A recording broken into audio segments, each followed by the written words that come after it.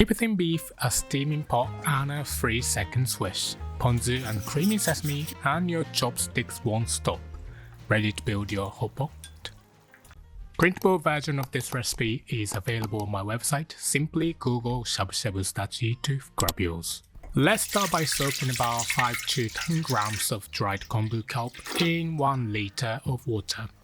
This is a subtle foundation of our shabu shabu broth. You can soak this for as little as 30 minutes. While that kombu rehydrates, we'll set ourselves up properly. Wash, cut and arrange everything on plates or trays so it can go straight to the table. Prepping is everything for shabu shabu, to be honest.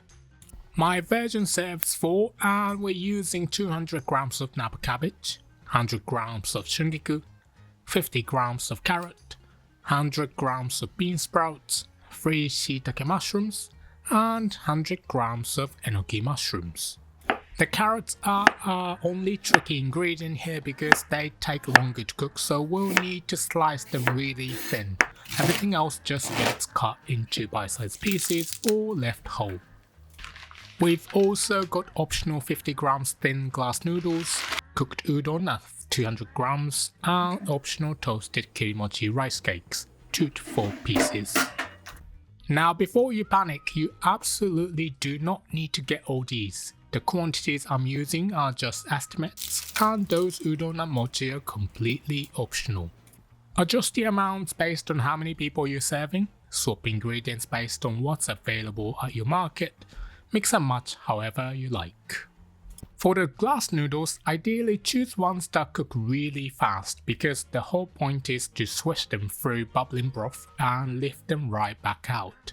Mine today are a bit thick, so they need to be parboiled beforehand. Next, let's cube up our firm tofu, about 100 grams worth. Doesn't have to be firm if you prefer silken. And if you're doing finishing noodles like udon soba or kishimen, have them partially cooked ahead of time or simply use the frozen type so they're ready to warm through at the end. Now let's talk about the star of the show, the meat. Take your meat out of the fridge about 20 minutes before cooking.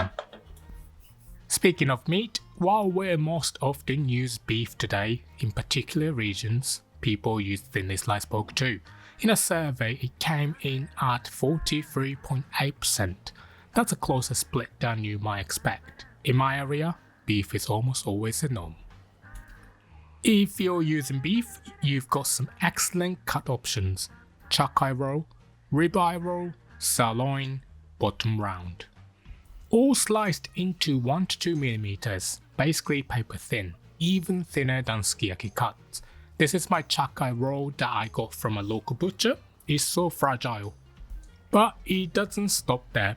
Yellowtail is incredibly popular too. We call it burishabu. You use thinly sliced sashimi grade yellowtail and it's absolutely divine.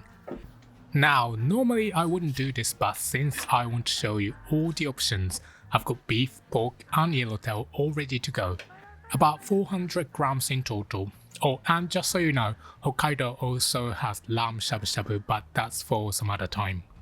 Now let's make our dipping sauces. Shabu shabu isn't complete without 2 essential dipping sauces, creamy sesame and tangy ponzu. The Japanese way is to enjoy both, not choose one over the other, but realistically you can at home. For the sesame sauce, we'll mix 2 tablespoons of sesame paste with 1 tablespoon of soy sauce, 2 tablespoons of rice vinegar, half tablespoon of miso paste, 2 tablespoons of sugar. Mix it until it's completely smooth and creamy. It seems very rich and a lot at this point, but remember, as you dip the meat straight from the pot, it will get watered down over time, so we need some extra to add as we go. For the ponzu, you can use store-bought, but if you're interested in making your own, you can. Now divide these sauces so each person has 2 individual bowls, one with sesame sauce and one with ponzu. This is key, everyone gets their own set. That's not the end, let's prepare what I call flavor boosters for the sauces. For the sesame sauce, set out grated garlic, chopped garlic chives and chili oil. For the ponzu, we want grated daikon and chopped green onions. This is actually part of the fun. As you eat, you can keep changing the flavor profile of your sauces to keep things interesting. At the end of the day, shabu shabu itself is almost plain. Alright, once the kombu has rehydrated and soaked for at least 30 minutes, let's add 3 tablespoons of sake and some yuzu peel to the pot. Sake adds subtle depth, but if you don't have it, it's perfectly fine to omit it. I don't recommend swapping with other liquids for this. Place the pot on the stove and bring it almost to a boil, but don't let it fully boil yet. Just as you see those first bubbles, remove the kombu. You can either discard it or save it to make kombu rice balls. Let the broth bubble for a few minutes, then set your heat to medium. Remove the yuzu peel, and now you're finally ready to start cooking. These days, casual all-you-can-eat shabu shabu spots are everywhere, but proper shabu shabu is essentially a multi-course meal that happens in a single pot. That's what I'm teaching you today. Course 1. Tasting the meat. Let's start with what I call the appreciation course. This first step is all about tasting the quality of the beef on its own, and it also adds some fat and meaty essence to the broth. That'll make everything else taste even better. Each person should take one beautiful slice of protein. Now hold it with your chopsticks and swish it back and forth in the bubbling broth. It cooks in literal seconds and we want it just about cooked. Be careful not to leave it in too long or you'll overcook it. Once it's done, pull it out, let it drip for just a moment, then dip in either the sesame or ponzu sauce. On the other hand, swish longer to cook properly if you use pork instead. Take the first bite and really savor it. This is what shabu shabu is all about: simple, high quality ingredients prepared with care. Okay, now the yellowtail. I personally think yellowtail works a lot better with ponzu. Just so you know, don't use up all of your protein here, keep it one slice for this stage. From this point on, you want to maintain the broth at around 70 to 80 degrees Celsius. That's a gentle simmer where you see small bubbles steadily breaking the surface, but it's not a boil. Course 2. Enjoy meat with vegetables and tofu. Now that we've appreciated the beef on its own, let's add the carrot, mushrooms, Napa cabbage and tofu to the pot. We start in with the vegetables that take longer to cook. Here's where the meal becomes interactive and social. While those vegetables are simmering and softening, everyone can continue cooking and enjoying more beef.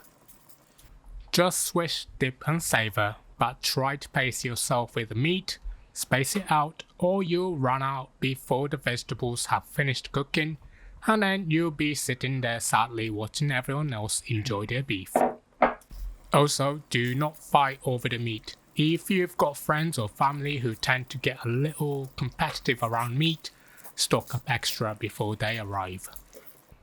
As the vegetables soften to your preference, and everyone has their own preference, take them out and enjoy them with your choice of sauce. Try different combinations, this is your chance to experiment. Once you've got more space in the pot, add the bean sprouts and shungiku. These leafy delicate vegetables cook much faster. Let them simmer for just a few minutes, then eat up until there's nothing left in the pot. Now, as you keep dipping ingredients in your sauces throughout the meal, they're going to get watered down. The ponzu sauce is easy, just top it up with more ponzu. For the sesame sauce, if it gets too watery, replace it with a fresh bowl. The creamy texture of the sesame sauce is half the appeal. And don't forget, as you're eating, try adding those flavor boosters we prepared. Maybe add some grated garlic to your sesame sauce or stir in some daikon oroshi to your ponzu for extra heat. Keep changing it up to make the meal more interesting. Course 3. Glass noodles. Alright, now for a fun little interlude. Give each person a portion of those clear glass noodles we prepared, hold them carefully with your chopsticks and swish them in the broth until they're cooked. Once they're cooked, pull them out and dip them in your choice of sauce. These slippery little noodles are delightful with a subtle flavor that really takes on whatever sauce you pair them with. Course 4, the finishing course, Shime. We've reached the grand finale, what's called the Shime in Japanese, the finishing course. This is a beloved tradition in Japanese hotpot in general, using every last bit of the flavorful broth that's now enriched with all the meat and vegetables we've been cooking. First, let's clean up the broth. Use a mesh spoon to scoop out any scum that's formed on top and fish out any lost ingredients or broken vegetable bits.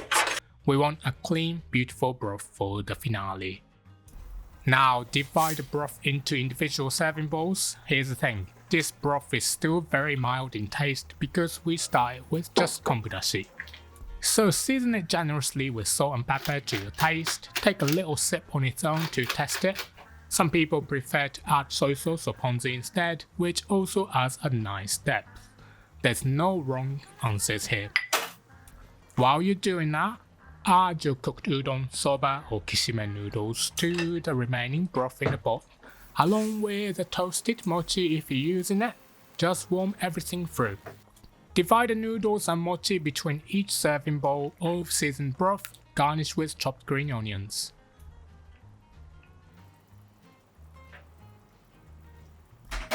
And there you have it, from nothing but kombu and water, we've created this entire multi-course experience. I won't sugarcoat it, the prep takes effort, but when you sit down, cook and eat together with your friends and family, there's nothing quite like it. Want even more delicious recipes? Grab my free cookbook from the link in the description. That's a wrap. You can find a full printable version of this recipe on my website, linked right here on the screen. If you enjoyed this, check out my beef playlist too. See you then.